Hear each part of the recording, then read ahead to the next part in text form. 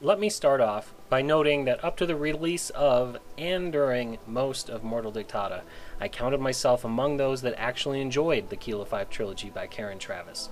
There was, of course, the occasional mention here or there about Dr. Halsey and the horrors she committed with the Spartan program. However, these were often passing mentions by most of the main characters in the series. Most of the books were still dedicated to the actual stories found within them. They were concerned with things like inciting civil war within the ranks of remaining Covenant elite society, investigating Forerunner technology both on Onyx and other planets, using Phyllis to gain access to these Forerunner ruins and technology, for example, portals, and eventually trying to stop human insurrection in a post-war arms acquisition utopia. There was, of course, that whole Jul Amdama thing, but Halo 4 Spartan Ops feature made me forcefully eject most of it from my memory. I'm sure it was quite interesting and necessary to the plot. Mortal Dictata starts off on relatively good footing, introducing the reader to new point-of-view character Stefan, and later to Cholvan. I have some issues with the defense of Stefan's actions and justifications, but I'll get to that later. The reality of Naomi's abduction from the viewpoint of her parents is surprisingly well done, and I was glad to find it was not very preachy. Unfortunately, this ends up being the exception rather than the rule. We simultaneously are given a view into a pre-war human colony, and Stefan's pre-Naomi abduction mindset. We're thrust into the mind of a panicking parent facing the loss of his child, and the confusion mixed with pity caused by the replacement clone put in that child's place. It is an unexpectedly powerful tale. Sadly, it is also the basis for much of the book to follow, and the tone of many of the conversations between characters. Flash to the present, and Stefan has a new family, a new life, and, not coincidentally, is a domestic terrorist. We learn that Naomi and his search for her has taken over his entire life. So, basically, everything turned out swell. In an attempt to trick the reader into believing this is a Halo book with a substantial story, we learn of a Kig Yar, or Jackal, named Cholvan, hired by Telcam to find another Kig Yar, Sav Fel, who has run off with one of Telcam's battlecruisers. The Pious Inquisitor is something of a MacGuffin in the sense that every character only ever meets one another after the beginning of the book, because everyone wants this damn ship. Of course, it turns out that after risking life and limb to obtain the ship, no one's really that bummed when it is inevitably blown to bits. Oni's fine with a destroyed ship as long as Stefan doesn't have it. Stefan is fine as long as he knows the truth about Naomi, and Chol is a little chuffed but would rather save her skin. Probably the only being who's really dismayed is the engineer, sometimes Sinks, and he's only annoyed because he's sorta crazy and really just doesn't want to disappoint Stefan. Everyone gets off safe, and or relatively scot-free to some extent, and that's basically the end of the Kilo 5 trilogy. You know, other than that whole Julem Dama thing, which the trilogy leaves to Halo 4 to finish. Sort of. Either way, the last 100 or so pages, even with the fairly unrealistic plot outcome, more on that later, is completely overshadowed by what can only be termed as seething hatred of anything and everything that is Catherine Halsey. Almost every page has one or more characters raging both internally and externally about Halsey the person, the Spartan program, Oni, etc., etc. Allow me to demonstrate. In a conversation where nobody was mentioning Halsey, Traviss makes sure you don't forget how terrible a person she is.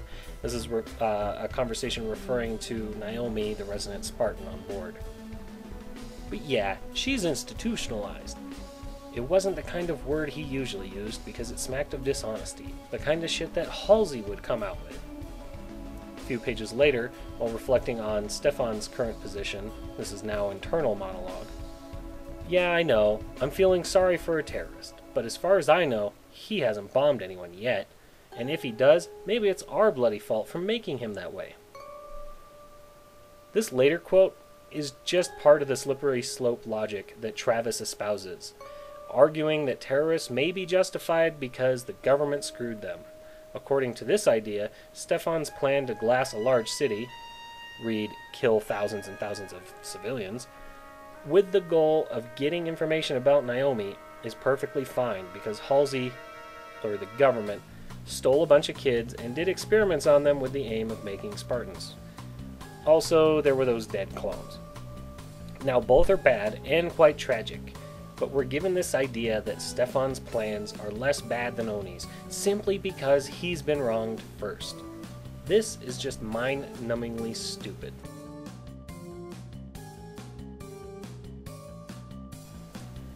Here's a few more quotes that exude creative thought. She's the one behind all this? I tried not to mention her because people get pretty heated about it, especially Vaz and Bibi. Actually, the entire crew. Vazia wants to see her strung up for war crimes. I knew I liked that Russian for a reason. If he ever found himself within an arm's length of that woman Halsey, he'd kill her. He would take her life with his bare hands. If he'd had control of the battle cruiser at that moment, he would have had no hesitation in targeting this Halsey and all the unfeeling machine of state expedients that supported her, erasing the cancer in a flood of white-hot molten glass. Why are you doing all this? This is referring to Bibi, the AI. Because I can. Because I'm the smartest entity in existence. What's the point of being pure magnificent genius if you can't do something good with it? I don't want to be like Halsey.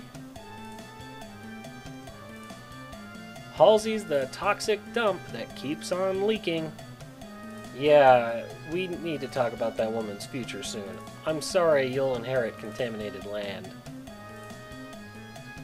Anything she's done for Oni or Earth is purely coincidental to her lifelong pursuit of what Catherine Halsey wants. But you're a Spartan. You can look the Halsey Gorgon in the eye in a way I never could. These types of quotes are quite literally everywhere in the latter third of this book. These are just some choice gems. There's even a lack of lore knowledge in some of the writing. We're told that Halsey never gave any of the children that were used for the Spartan program an actual choice. She's too evil to have ever done such a thing. The problem is that we know this exact thing happened in one of the stories in Halo Evolutions. This choice is given to Soren 066 in the story Pariah.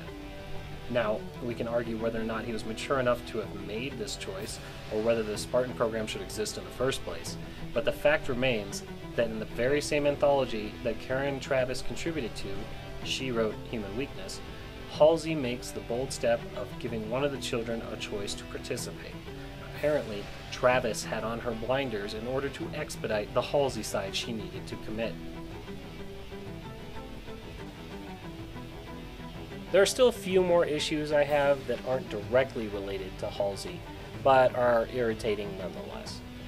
A recent gripe that began with Halo 4 and apparently is bound to continue is what I like to call egghead-isms. Halo 4, especially the Spartan Ops missions, had plenty of these comments. Let's first put this in its full context. This is a future human race that has very successful space travel, space warfare, has eliminated cancer, has what are basically super soldiers, has slip space travel, has colonized planets, has AI that convincingly rivals actual humans, has made contact with alien races, and more. The list never ends. Yet somehow, like some 80s movie football team, Oni and the UNSC see scientists as nerds, eggheads, and people that generally just get in the way or mess everything up. Alas, this attitude is perpetuated still in mortal Dictata. It's always hard for lay people to call bullshit on scientists or put brakes on them. They wave their hands and tell us we're simple, over-emotional peasants who stand in the way of progress. The truly crazy thing is that this is a quote from Osmond, a freaking Spartan. These are supposed to be some of the most intelligent minds in the human population. Not to mention an increasing number of roles in the real-life modern military are actually occupied by educated people, usually engineers or scientists. Your Air Force pilots? Educated. People who make the planes they fly? Engineers and scientists. Literally every officer. Educated. Do non-officers treat them with disdain? Well, kind of, but not because they're smart or educated, but usually because they're paid better. My last point is sort of a major spoiler, but it pissed me off so much that I just have to bring it up. After repeatedly pounding anti-Halsiness into our heads for 100 plus pages, as the last chapter, we are treated to the suicide note of the man whose brain was donated to create BB, the AI. Why did he kill himself? Why, because he worked with Halsey on the Spartans, of course. The chapter even goes a little too close to portraying suicide as something good, as if suicide were the better choice than, say, leaking information to the public, or, doing something actually useful. The guy donates his brain with the instructions to make an AI to help Spartans, as if that too justifies his final act. As if Halsey is so repulsive that suicide is the only logical solution to your situation. Such a large chunk of this book was really enjoyable and interesting.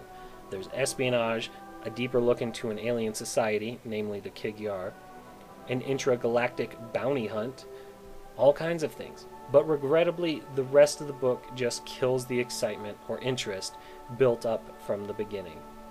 Kilo 5 treats OPSEC so haphazardly that I don't see why there's so much pretense that it even matters in this fictional universe. Treason is committed regularly by multiple characters with little to no consequence. Classified information is really important, until it isn't. Anyone that has used their brain to advance the human race is vilified. Worst of all, though, is a non-stop onslaught upon the reader, constantly hammering in the anti-Halsey propaganda.